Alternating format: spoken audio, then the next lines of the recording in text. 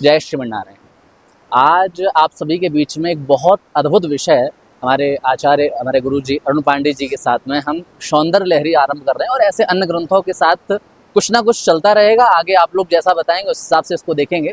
तो फिलहाल हम सौंदर्य लहरी के साथ बड़ा अद्भुत भाव लेकर के अरुण पांडे गुरु जी के साथ में ये जो सीरीज है चालू कर रहे हैं। आगे आप लोग बताइएगा कैसे चालू करें, तो जल्दी ही आरंभ कर रहे हैं। जय श्रीमन्नारायण। आप सबका स्वागत है। श्री गुरुभ्यो नमः। हम लोग जो नया ग्रंथ आज प्रारंभ करने जा रहे हैं, वैसे अभी साधना में है, कुछ महीनों तक रहने वाले हैं, तो उसी के मध्य में प्रतिदिन कुछ न कुछ पढ़ लिया जाए इस उद्देश्य से। इस हिमालय और भगवती गंगा के तट पर बढ़िया अध्ययन हो जाए, इस उद्देश्य से। तो यहाँ क्या पढ़ा जाए, कोई शास्त्रीय ग्रंथ नहीं, बस भगवान की स्तुति हो, भगवती की स्तुति हो, यही उद्देश्य है। तो क्योंकि हम लोग मार्ग में चलते हुए आ रहे थे, तो हमने सौंदर्य लहरी सुनी थी मार्ग में, इसलिए सामने बैठे हुए लोगों के मन में इच्छा हुई कि सौंदर्य लहरी का ही एक एक दो श्लोक करते हुए हम लोग 100 श्लोकों का अर्थ जाने। तो पहले उस ग्रंथ के बारे में संक्षेप में बता देते हैं। वो ग्रंथ भगवत्पाद शंकराचार्य जी ने लिखा है उसको, और उसमें 100 श्लोक हैं। 100 श्लोकों के माध्यम से उन्होंने भगवती की स्तुति की है, शक्ति की स्तुति की है। जब वह शाक्तों का खंडन करने जा रहे थे, तो भगवती शक्ति के कारण वह चलने फिरने में भी असमर्थ हो गए। फिर उन्होंने शक्ति की स्तुति करके अपने सामर्थ्य को, शक्ति को वापस पाया। ऐसा प्रसंग है। अब भगवत्पाद शंकराचार्य जी का क्या गंभीर भाव है, वह वास्तविक रूप में उतनी गहराई से बता सकें ऐसा सामर्थ्य हम में नहीं है, पर शब्दों से निकलने वाला जो अर्थ है, एक एक शब्द से जो अर्थ आता है, शाब्दिक होने के कारण, क्योंकि मैं व्याकरण पढ़ा हूं थोड़ा बहुत, तो शाब्दिक होने के कारण एक एक शब्द के आधार पर अर्थ बताएंगे। उसकी तांत्रिक साधनागत दृष्टि में हम नहीं जाएंगे, श्लोक के प्रत्येक शब्द का अर्थ जानेंगे। क्योंकि कहा गया है, जब हम कोई स्तोत्र पढ़ते हैं, बहुत असाधारण स्तोत्र है, इसके पाठ का बहुत अनंत फल है, तो किसी भी स्तोत्र को, किसी भी श्लोक को, किसी भी देव की स्तुति को पढ़ते हैं, यदि हम उसके भाव के साथ पढ़ते हैं, अर्थ को जानते हुए पढ़ते हैं, तो वह और अधिक फलदायी होता है। भाष्यकार ने तो यह कहा है कि यदि अर्थ जाने बिना हम पढ़ते हैं स्तोत्र, तो वह निष्फल रहता है, राख में सूखा ईंधन डालने के बराबर होता है। और अर्थ जानते हुए पढ़ते हैं तो वह सफल होता है। इसलिए हम जब भविष्य में सौंदर्य लहरी स्तोत्र पढ़ें, तो अर्थ के साथ पढ़ें, अर्थ समझते हुए हमारी बुद्धि में आता रहे, वो भाव आए। इतना असाधारण भाव है, अद्भुत भाव है, वो हमारी बुद्धि में आता रहे, इस उद्देश्य से हम लोग प्रारंभ करेंगे। शिखरिणी छंद में 100 श्लोक हैं। शिखरिणी छंद की विशेषता होती है कि प्रत्येक चरण में 4-4 चरण होंगे। एक छंद में प्रत्येक चरण में 17-17 वर्ण होंगे, 17-17 वर्ण। गाते समय हम पहले 6 वर्ण पर रुकेंगे, फिर 11 वर्ण पर रुकेंगे। 6 और 11, इस तरह 17 वर्णों का विभाजन होगा। तो हम पहले श्लोक से ही सीधे प्रारंभ करते हैं। शिवः शक्त्या युक्तो यदि भवति शक्तः प्रभवितुं न चेदेवं देवो न खलु कुशलः स्पन्दितुमपि अतस्त्वामाराध्यां हरिहर विरिञ्चादिभिरपि प्रणन्तुं स्तोतुं वा कथम कृत पुण्यः प्रभवति। इसको और अलग अलग ढंग से गाया जा सकता है। मैं गाने के उद्देश्य से नहीं बता रहा हूँ, खाली इतना बता रहा हूँ, 6 वर्ण पर पहले रुकेंगे, फिर 11 वर्ण पर। तो इसका भाव ऐसा है, हम पहले एक एक शब्द को जानेंगे। इसमें है शिवः, पहला शब्द है। शिवः का तात्पर्य होता है कल्याणकारी देव। भगवान शिव का ही एक नाम है, भगवान शिव उस नाम से प्रसिद्ध ही है, जो मंगल करते हैं या क्षति क्या कहते हैं, अमंगल का विनाश करते हैं, इस तरह से भी अर्थ लिया जाता है शिव का। वो भगवान शिव यदि शक्ति से युक्त होते हैं, शिवः शक्त्या युक्तो यदि भवति शिवः, भगवान शिव यदि, यहां ऐसे अन्वय ले लें, यदि शिवः, भगवान शिव शक्त्या युक्तो भवति, शक्ति से युक्त होते हैं। यानी यह कहा जा रहा है यहाँ इस श्लोक में कि जब तक शिव शक्ति से युक्त नहीं है, तब तक वह कुछ नहीं कर सकते। यदि शक्त्या युक्तः भवति, यदि शक्ति से युक्त हैं, तो प्रभवितुम शक्तः, तो कुछ अपना प्रभाव डालने में समर्थ होते हैं। शक्त का अर्थ होता है शक्तिमान। शक्ति जिसके पास है वो शक्त। शक्त का तात्पर्य क्या है? शक्ति युक्त। तो कुछ कर सकते हैं, जब शक्ति से युक्त हुए तब कुछ कर सकते हैं, कुछ प्रभाव दिखा सकते हैं। प्रभवितुम शक्तः। तो पहले लाइन का यह तात्पर्य हुआ शिवः, भगवान शिव। यदि, यदि सरल है, भगवत्पाद शंकराचार्य जी की यही विशेषता है कि उनकी शब्दावली बहुत सरल है। शब्दों के आधार पर अर्थ समझते जाएं तो सामान्य शब्दार्थ आप सरलता से समझ सकते हैं, उसमें गंभीर गूढ़ार्थ में हम नहीं जाएंगे, तो न हमें उतना आता है। तो शिवः यदि शक्त्या युक्तः भवति, शिव भगवान यदि शक्ति से युक्त होते हैं तो प्रभवितुम शक्तः, तो फिर वह कुछ प्रभाव डालने में समर्थ होते हैं। और न चेत एवं, दूसरी लाइन में क्या कह रहे हैं? एवं न चेत, और यदि ऐसा नहीं है तो, यानी वो शक्ति से युक्त नहीं है तो फिर वह देव।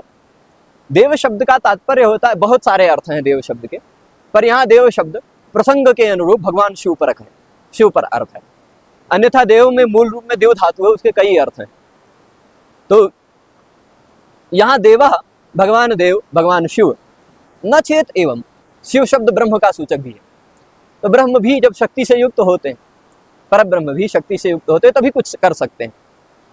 अन्यथा यदि ऐसा नहीं है तो वह देव। नचेत एवं देवः, नचेत एवं देवो। 6 का अनुप्रास है। न खलु कुशलः, न खलु कुशलः, तो वह कुशल नहीं होते किसमें? स्पंदितुमपि, स्पंदन करने में भी कुशल नहीं होते, मतलब थोड़ा सा स्पंदन भी नहीं कर सकते। स्पंदन का तात्पर्य क्या है? तो स्पंदितुमपि न खलु कुशलः, यानी स्पंदन करने में भी वह कुशल नहीं हो पाते। यहाँ स्पंदितुम में मूल रूप में धातु है, स्पदी धातु है। स्पदी धातु का अर्थ होता है किंचित चलने, थोड़ा सा चलना, थोड़ा सा चलना, जैसे फड़कना, फड़कता है ना, या हिलना डुलना, तो थोड़ा सा भी चलने में न खलु कुशलः, वो अपनी कुशलता नहीं दिखा पाते, थोड़ा सा फड़क भी नहीं पाते, हिल भी नहीं पाते, यदि शक्ति से युक्त ना हो। तो यहाँ परब्रह्म यदि शक्ति से युक्त है तो कुछ कर सकता है। ये शक्ति की महिमा का स्तोत्र है, तो इसलिए हम शक्ति की महिमा का वर्णन कर रहे हैं। यदि उस शक्ति से युक्त नहीं है तो वह परब्रह्म व शिव भी स्पंदितुमपि, थोड़ा सा चलने में भी, थोड़ा सा फड़कने में भी न खलु कुशलः, कुशल नहीं होते। कुशल शब्द यद्यपि पहले ये जो कुश दिखाई पड़ता है ना, ये कुश को जो आसानी से ले आता था उसको कुशल कहा जाता था, है ना। कुशान लाती थी कुशला। कुशोत्पाटिनी अमावस्या आती है, उस दिन जो कुश को थोड़ा आसानी से ले आए, उसका हाथ न कटे, वो कुशल है, मतलब उसमें निपुणता दिखाई पड़ती है। पर वह कुशल शब्द का अर्थ विस्तार हो गया है।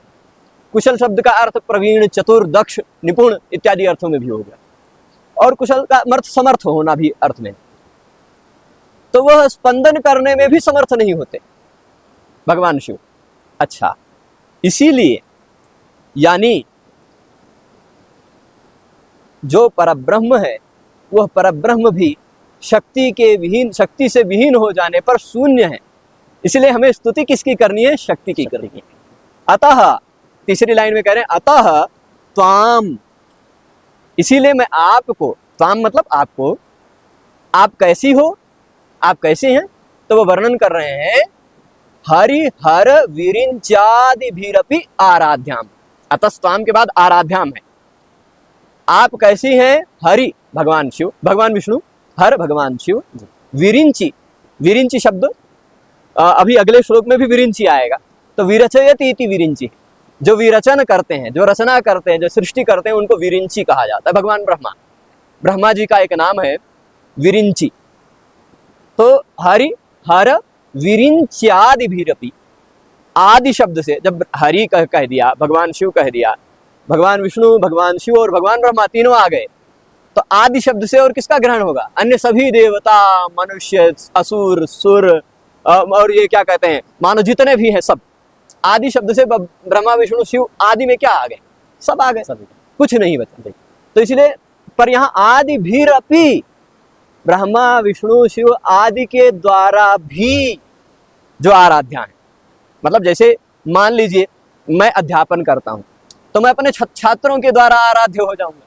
मैं किनका आराध्य होऊंगा? अपने छात्रों का। पर वो जो शक्ति है वो किसकी आराध्या है? वो मतलब उनकी आराधना कौन करते हैं? हरि हर विरिंच आदि जी के द्वारा भी जो आराध्या हैं। अतः त्वाम आराध्याम, इसीलिए आप जो आराध्या हैं, जिनकी आराधना करते हैं, जो कौन? हरि हर विरिंच आदि लोग भी यहाँ अपी है, यानी वो लोग भी करते हैं, तो हम लोग भला, हम लोगों का क्या सामर्थ्य होगा? जिनकी स्तुति में वो त्रिदेव भी तत्पर रहते हैं, उनकी स्तुति, उनको प्रणाम करना। भाई जैसे मान लीजिए, जिसको अभी बड़े बड़े अधिकारी जिससे मिलने जाते हैं, उनसे मिलना हम सबकी सामर्थ्य की बात होगी?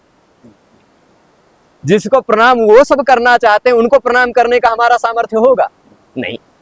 तो इसलिए यदि हम कुछ बोल रहे हैं उनके विषय में, यदि हम अपनी वाणी से कुछ उनके विषय में वर्णन कर रहे हैं, तो यह हमारे पुण्य की बात है। हमारा बहुत पुण्य का उदय हुआ है जो हम उनके बारे में कुछ बोल रहे हैं, और आप सबके पुण्य का उदय हुआ है जो आप उनके बारे में कुछ सुन रहे हैं। इसलिए प्रणंतुम क्या कह रहे हैं? जो विधि हरि हर विरिंच इत्यादि के द्वारा भी स्तवनीय है, आराध्य है, उनको प्रणाम कर सकना, उनकी स्तुति कर सकना। प्रणंतुम स्तोतुम वा, प्रणंतुम यानी प्रणाम करने में, स्तोतुम वा स्तुति करने में, वा प्रणाम करने में अथवा स्तुति करना। प्रणाम करना तो भाई एकदम नजदीक जाना प्रणाम करना होगा, और स्तुति तो कहीं से भी की जा सकती है। स्तोतुम वा, स्तुति तो कोई भी कर सकता है, पर स्तुति भी कोई नहीं कर सकता। वो वाणी देंगी तभी तो आप स्तुति कर पाएंगे, वही वाणी है। तो इसलिए अंतिम स्तोत्र में, अंतिम श्लोक में इसमें कहा है सौम्य में, त्वदीयाभिर्वाग्भिर तव जनरी वाचाम स्तुतिरियम, आपकी वाणी से आपकी वाणी की स्तुति कर रहा हूं मैं, ऐसा अंतिम में कहा है। तो इसलिए हमें वाणी मिली है, उन्हीं की कृपा से मिली है। तो प्रणाम कर सकना या स्तुति कर सकना उनके, ये भला ऐसा व्यक्ति कौन कर सकता है जिसने कोई पुण्य ना किया हो? कथम, कथम मतलब कैसे?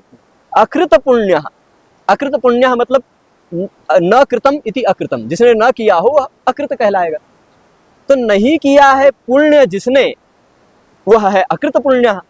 तो तुम्हें प्रणाम कर सकना, तुम्हारी स्तुति कर सकना, भला ऐसा कोई कैसे कर सकता है जिसने कोई पुण्य ना किया हो? यानी हम आपको प्रणाम कर रहे हैं, हम आपकी स्तुति कर रहे हैं, तो निश्चित ही हमने कोई ना कोई पुण्य किया होगा। तो ये कथम अकृत पुण्य प्रभवति, अकृत पुण्य जिसने पुण्य नहीं किया है वह कथम प्रभवति, कैसे कर सकता है? जिसने प्रणाम कर सकना या स्तुति कर सकना, ये पहले श्लोक का भाव है। इसमें और बहुत ज्यादा व्याकरण की बातें हैं, बहुत सारे छंद की बातें हैं, अलंकार की बातें, उनको नहीं जाते हैं। खाली इतना, शिव यदि शक्ति से युक्त होते हैं तो कुछ कर सकते हैं, यदि ऐसा नहीं है यानी वो शक्ति से युक्त नहीं है, तो वो स्पंदन भी नहीं कर सकते, हिलडुल भी नहीं सकते, फड़क भी नहीं सकते। और इसीलिए जो हरि हर विरिंच इत्यादि भगवान विष्णु, भगवान शिव, भगवान ब्रह्मा के द्वारा भी जो स्तवनीय है, जो आराध्य है, ऐसे को, ऐसी शक्ति की को प्रणाम कर सकना, ऐसे शक्ति का स्तुति कर सकना, कोई ऐसे नहीं कर सकता जिसने कोई पुण्य ना किया हो। ठीक, ये पहले श्लोक का भाव हुआ। इसमें एक प्रश्न जो अभी आरंभ में आपने शिखरणी छंद के विषय में बताया, हाँ, और उसमें आपने आरंभ में ही 6 रस और 11 एकादश रुद्र के विषय में हाँ, बताया। उसमें क्या है कि छंदों का लक्षण होता है जी, वृत्त रत्नाकर इत्यादियों में छंदों के ग्रंथ हैं, उसमें छंदों का लक्षण वर्णित है। तो जो शिखरणी, जिस छंद में पूरा स्तोत्र है, 100 श्लोक है, उस छंद का नाम है शिखरणी। उसका लक्षण बताया, रसै रुद्रैश्छिन्ना यमन सबलाग शिखरिणी। शिखरिणी छंद क्या होता है? जिसमें, जिसका हम, अच्छा कुछ कुछ छंद होते हैं जो हम गाते समय एक लाइन में बीच में नहीं रुकते जी, जैसे हम त्वमेव माता च पिता त्वमेव, एक लाइन पूरा बोल के तभी रुके जी, है ना। पर कुछ कुछ श्लोक हो ऐसे होते हैं जिसको हम गाते समय एक लाइन में ही आधे पे रुकते हैं, फिर आधे पे रुकते हैं जी, ऐसा होता है। तो वह रुकने की व्यवस्था सुनिश्चित होती है, उसको कहा जाता है यति। ये यति वो सन्यासी वाले यति नहीं होते हैं, यति मतलब रुकना। तो यहाँ पर 6 अक्षर पर यति होती है। रस, रस कितने होते हैं? 6। मधुर, ये संख्याओं को संस्कृत साहित्य में संख्याएं ऐसी लिखी जाती थी, एक नहीं कहेंगे वो ब्रह्म कहेंगे, 2 नहीं कहेंगे नेत्र कहेंगे जी, है ना, 3 नहीं कहेंगे गुण कह देंगे, है ना, 4 नहीं कहेंगे युग कह देंगे जी, ऐसे ही 5 नहीं कहेंगे भूत कह देंगे या तन्मात्र कह देंगे। ऐसे मतलब संख्याओं का कहने का तरीका है। तरीका। आदित्य कह देंगे मतलब 12, जी रस कह देंगे मतलब 6, जी रुद्र कह देंगे मतलब 11। जी। ठीक है, ऐसे संख्याओं को कहने का तरीका है। जी। तो रसई रुद्रई, रस और रुद्र के द्वारा जहां पर छेदन किया जाता है, मतलब रस पर रुका जाता है, फिर रुद्र पर रुका जाता है, यानी 6 और 11 कितने अक्षर हो गए, गिन लीजिए 17। जी। 17 पर मतलब पहले 6 पर रुकेंगे गाते गाते, फिर 11 पर रुकेंगे गाते गाते, जिसको वह यगण, मगण, नगण, सगण, भगण और 5 गण हो गए। एक एक गण में 3-3 वर्ण होते, मतलब 5 गण कितने वर्ण हो गए, 15, फिर एक लघु एक गुरु, 2 17, ये 17 वर्ण की व्यवस्था है। उसी को शिखरिणी कहा जाता है। ये गण व्यवस्था भी भविष्य में कभी छंद पढ़ेंगे, या हमारे चैनल पर भी मिलेगा, वो छंद देख लीजिएगा, शिखरिणी छंद का लक्षण। तो इसको गाते समय इसलिए शिव शक्त्या युक्तो, शिव शक्त्या युक्तो, फिर 11 पे यदि भवति शक्त प्रभवितुम, 11 वर्ण, 6 और 11 पे ऐसे रुकेंगे। तो वो ये छंदों की व्यवस्था है। अब दूसरे श्लोक में चले जाते हैं, 2 श्लोक पढ़ेंगे हम प्रतिदिन। दूसरा श्लोक है तनीयान संपांसुम तव चरण पंकेरुह भवम विरिंचिः संचिन्वन् विरचयति लोकान विकलम् वहत्येनं शौरिः कथमपि सहस्रेण शिरसां हरसंक्षुद्यैनं भजति भसितोद्धूलन विधिम्। हमें गाना नहीं आता और वैसे भी अभी जब कर रहे हैं आजकल ज्यादा, तो इसलिए गला उतना खुल नहीं रहा है ना, गाने में थोड़ा बैठ जाता शाम के समय। तो हाँ, अब बोल रहे हैं। दूसरा श्लोक है तनीयांसम पांसुम। देखिए 6 वर्ण पर रुके, तनीयांसम पांसुम, है ना। तो पांसु कहते हैं रज को, रज को मतलब जो धूल, ये जैसे यहाँ रेत पड़ी हुई है, इसमें से एकदम से जो धूल है, इसको इसमें मेरी इसी में कम से कम 500-600 कण तो आ ही गए, और ज्यादा आ गए, है ना, इतने में ही। तो आपके तनीयांसम, तनु शब्द से बना है तनीयांश। तनु मतलब एकदम पतला, सूक्ष्म से सूक्ष्म, मतलब अत्यधिक सूक्ष्म। तनीयांसम में यसुन प्रत्यय लगा, मतलब अत्यधिक अर्थ में। तो एकदम सूक्ष्म से सूक्ष्म कण, पांसु, रजकण, पांसु कहते हैं धूल कण को। तो तनीयांसम पांसुम यानी अत्यधिक सूक्ष्म धूलिकण। अब यहाँ धूलिकण का वर्णन काहे करने लगे, वर्णन चल रहा था शक्ति का, वर्णन धूलिकण का कहां से आ गया। तो धूलिकण ऐसा साधारण नहीं है। तव चरण पंकेरुह भवम अथवा गतम, दोनों तरह का मिला है। तव तुम्हारे, शक्ति से कह रहे हैं, भगवती शक्ति से कह रहे हैं, तुम्हारे चरण पंकेरुह। पंकेरुह मतलब पंक में जो रोहण करता है, पंक में जो उगता है, उसको पंकेरुह कहा जाता है। पंकेरुह क्या है, कमल। तो तव चरण पंकेरुह, तुम्हारे चरण कमल।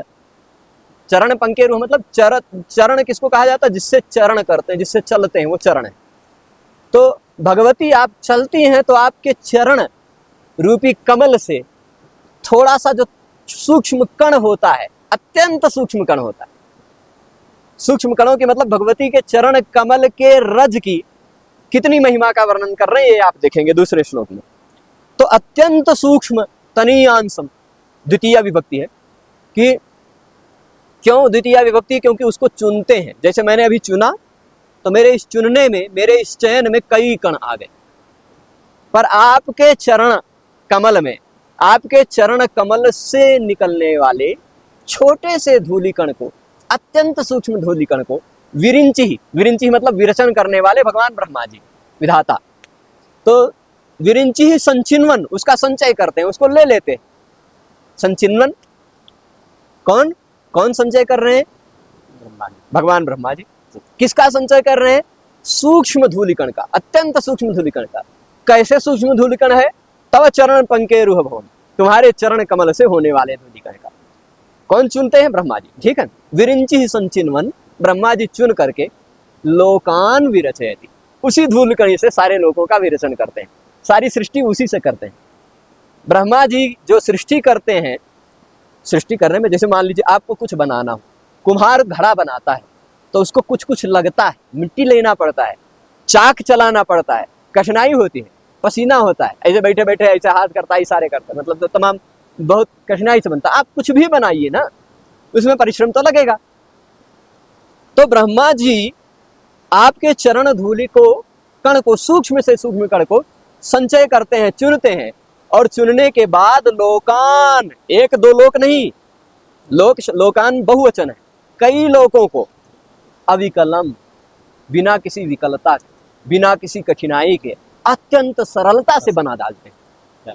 मतलब उनको इतने, देखिए एक लोक बनाना, एक घर बनाने में तो आपके जीवन भी बीत जाता है, वह एक घर नहीं कई लोगों को बना डालते हैं ब्रह्मा जी। तो लोकान और कई लोगों को बनाने में उन्हें कोई विकलता नहीं होती, अविकलम, बहुत सरलता से बना डालते हैं। ये विशेषता है आपके चरणों के धूलि कण की। उसमें उसकी इतनी महिमा है कि उसी से सारे लोग बन जाते हैं, पूरा ब्रह्मांड बन जाता है।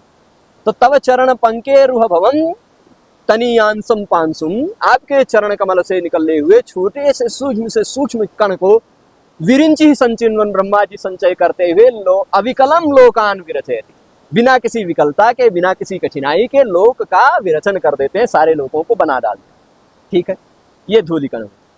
अच्छा, केवल ब्रह्मा जी का हाथ उसमें नहीं लगा, आगे लगेगा। वह केनम शौरिहि कथमपि सहस्रेण शिरसाम, शिरसाम अथवा शिरसा दोनों मिलता है। शिरसाम सहस्रेण मतलब वो उस तरह से भी, षष्ठी से भी अर्थ लिया जा सकता है, और संख्या में संख्या वाली बात आ जाएगी, थोड़ा व्याकरण हो जाएगा, रहने देते हैं। तो सहस्रेण शिरसा, हजार सिर से। हजार सिर किसके हैं? भगवान शेषनाग। यहां शौरी शब्द से कहा गया है। शौरी शब्द के कई अर्थ हैं। शौरी शनिश्चर को भी कहा गया है, शनि भी शौरी है, पर उनके हजार सिर नहीं। शौरी भगवान विष्णु भी है। सूरसेन के शौरी वसुदेव को भी कहा गया। सूरसेन के पुत्र होने के कारण शौरी कहा गया। सूरस्य अपत्यम पुमान शौरी ही। शूर शब्द से अतः ईय सूत्र से ईय प्रत्यय लगकर शौरी बन जाता है। तो शौरी यानी सूर के पुत्र। कौन है शौर के पुत्र? वसुदेव के पुत्र भगवान बलराम भी हैं, भगवान श्री कृष्ण भी हैं, विष्णु का भी नाम है शौरी। तो आप विष्णु शास्त्र नाम में शौरी पढ़ते हैं, है ना? तो अब शौरी ही कथमपि, किसी तरह, सरलता से नहीं, किसी तरह, सहस्रेण शिरसा, हजार सिर से, एनम वहति, उसी धूलि कण को जिसको ब्रह्मा जी ने ले करके कई लोक बना डाले, उसी धूलि, सरलता से बना डाले, उसी धूलि कण को किसी तरह शौरी अपने हजारों सिर से धोते हैं। वहति सहस्रेण शिरसा कथमपि वहति, हजार सिर से किसी तरह, कठिनाई से, सरलता से, कथमपि सहस्रेण शिरसा एनम शौरी वहति। अब शौरी शब्द से शेषनाग अर्थ कैसे हुआ? बलराम शेष के ही अवतार हैं। तो ऐसे कभी कभी क्या होता है, अवतारी के नाम पर भी अवतार, मतलब अवतार के नाम पर भी अवतारी का नाम हो जाता है ना? जैसे भगवान विष्णु के सहस्र नाम में वामन भी उनका नाम है, उपेंद्र कहा ही गया। तो मतलब ऐसे अवतार, तो शेष के अवतार होने के कारण बलराम का जो सूर नाम है वही सूर नाम शेष का भी होगा, मतलब शौरी जो नाम है वही शौरी नाम शेष का भी हो गया। तो शौरी ही, अथवा भगवान विष्णु को ही ले लीजिए, वो विष्णु भगवान के ही अवतार हैं। शेष में और भगवान विष्णु में भेद नहीं है, वो उन्हीं के अवतार हैं। ठीक है, तो अलग अलग निवास, शय्यासन इत्यादि के माध्यम से आलवंदार में भी उन्हीं की स्तुति की गई। वही है शरीर भेदे स्तव शेषताम गतई, केवल शरीर का भेद है, वास्तविकता में भेद नहीं है। तो वही शौरी यानी भगवान विष्णु भी अर्थ ले लीजिए, वो अपने शेष रूप में जब हजार सिर से युक्त हो जाते हैं तो किसी तरह इसको बाहर करते हैं, किसी तरह ढोते हैं। सहस्रेण शिरसा, आपको कुछ ढोना है, भारी चीज है, तो उसको एक सिर लगाना पड़ेगा ना, लेकिन एक सिर नहीं काम चल रहा, हजार सिर लगा। तो शौरी एनम कथमपि सहस्रेण शिरसा वहति। अब फिर ब्रह्मा जी का हाथ लग गया, विष्णु जी का हाथ लग गया, बाकी कौन है? बाकी भगवान शिव बाकी है। तो चौथी लाइन में उन्हीं को कहा, हरः संक्षुद्यैनम भजति भसितोद्धूलन विधिम।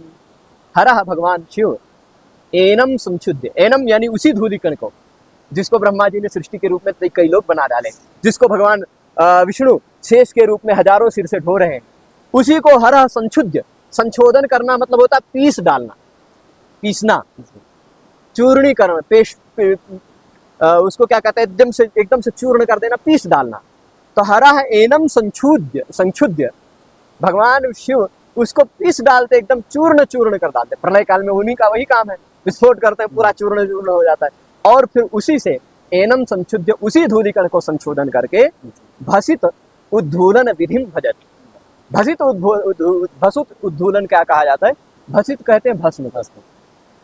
ठीक, हर भगवान शिव उसी को संशोधन करके, उसी को पीस करके, उसी का चूर्ण बना करके, भस्म बना करके सब जगह लगाते हैं। भस्म से उद्धूलन करते हैं, उसी से लौटते हैं, उसी में खेलते हैं।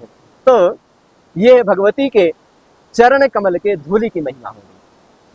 दोनों श्लोक में हमने देखा कि वह भगवती जो शक्ति है, वह भगवान हरि, हर, विरिंची, इन तीनों की द्वारा, इन तीनों के द्वारा सेवनीय है।